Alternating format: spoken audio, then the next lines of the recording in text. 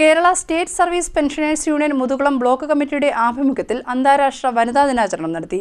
മുതുകുളം ഗ്രാമപഞ്ചായത്ത് പ്രസിഡന്റ് ഷീജ സുനിൽ ഉദ്ഘാടനം ചെയ്തു. Kerala state service pensioners union Muthukulam block കമ്മിറ്റിയുടെ ആഭിമുഖ്യത്തിൽ അന്താരാഷ്ട്ര വനിതാ ദിനാചരണം നടത്തി.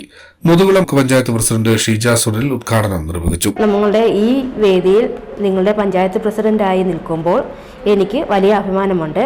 ഒരു സ്ത്രീ എന്ന നിലയിൽ വീടിന്റെ ചുവരുകളിൽ ഉള്ളിൽ അകപ്പെടാതെ പഞ്ചായത്തിൻ്റെ ഭരണസമിതിയിലേക്ക് സ്ഥിരാകേന്ദ്രത്തിലേക്ക് എന്നെ നടത്തിക്കൊണ്ടുവന്ന എല്ലാവർക്കും ഇതിൻ്റെ പേരിൽ നന്ദി രേഖപ്പെടുത്തിക്കൊള്ളുന്നു. നമ്മൾ 1975 മുതലാണ് ഐക്യരാഷ്ട്രസഭയുടെ ലോക വനിതാ ദിനമായി ആചരിക്കുന്നത്. 1857 മാർച്ച് 8-ന് ന്യൂയോർക്കിലെ തുണിമില്ലുകളിലെ വനിതാ തൊഴിലാളികൾ തങ്ങളുടെ അവകാശ സംരക്ഷണത്തിനായി തുല്യ വേതനത്തിനും വേണ്ടിയാണ് അന്ന് അവർ സമരം ചെയ്തതിൻ്റെ ഫലമായിട്ടാണ് ലോക വനിതാ ദിനമായി നമ്മൾ തുടക്കമിട്ടത്.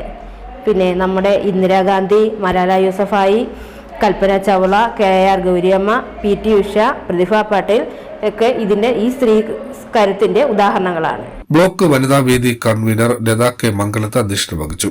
യൂണിയൻ സംസ്ഥാന വൈസ് പ്രസിഡന്റ് മേഴ്സിക്കുട്ടി ജോർജ് മുഖ്യ പ്രഭാഷണം നടത്തി. നമുക്കറിയാം, പഞ്ചായത്ത് ഇലക്ഷനൊക്കെ വന്നപ്പോഴ് എന്തായിരുന്നു വാർഡുകളുടെ വിഭജനം. കഴിഞ്ഞ പഞ്ചായത്തിൽ ഉണ്ടായിരുന്ന പോലെ അല്ല ഈ വർഷത്തെ വാർഡുകൾ, അല്ലേ എന്ന് പറഞ്ഞ പോലെ അസംബ്ലി മണ്ഡലങ്ങളിലും പാർലമെന്റ് ലോക്സഭാ മണ്ഡലങ്ങളിലും ഒക്കെ വ്യത്യാസം വരും. അപ്പോൾ അത് സെൻസസ് കഴിഞ്ഞിട്ടാണ് ചെയ്യുന്നത്. ഈ സെൻസസ് കഴിഞ്ഞിട്ട് ഈ പുനർനിർണയം കഴിയുമ്പോഴത്തേക്ക് ഏറ്റവും കുറഞ്ഞത് 2032-33 ആകും. ഞാനിത് പറയുന്നത് എൻ്റെ സ്വന്തം അഭിപ്രായമല്ല. ഞാനിത് പറയുന്നത് നമ്മുടെ ചീഫ് ഇലക്ഷൻ കമ്മീഷണറായിരുന്ന ഒരു ഒഴിവേ ഖുറേഷിയുണ്ട്. അദ്ദേഹം ഒരു 1-2 ആഴ്ച മുമ്പ് ഒരു നീണ്ട ലേഖനം എഴുതിയിരുന്നത്. അതിലാണ് അദ്ദേഹം ഇത് പറയുന്നത്. അതായത് ഇന്ത്യയിലെ 50% വരുന്ന സ്ത്രീകളുടെ മുമ്പിൽ ഒരു വലിയ കാത്തിരിപ്പ് കിടക്കുന്നു.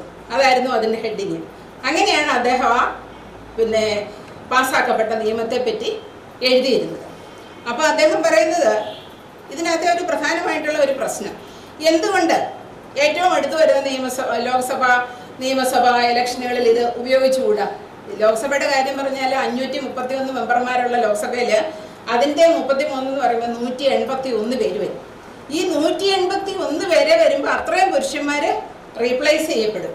അപ്പം അതിന് നമ്മുടെ ഒരു രാഷ്ട്രീയ പാർട്ടികളും തയ്യാറല്ല. ആ 181 സ്ത്രീകൾക്ക് കൊടുത്തുകൊണ്ട് അത്രയും പേർക്കുള്ള സീറ്റ് മാറുന്നത്. പിന്നെ വേറൊന്ന് പറയുന്നത്, ഈ പുനർനിർണയമൊക്കെ വരുമ്പോഴും സെൻസസ് ഒക്കെ കഴിയുമ്പോഴത്തേക്ക് നമ്മുടെ ജനസംഖ്യ കൂടിയിരിക്കുന്നതിൻ്റെ അടിസ്ഥാനത്തിൽ മിക്കവാറും ലോക്സഭയിലെ മണ്ഡലങ്ങളുടെ എണ്ണം കൂടും.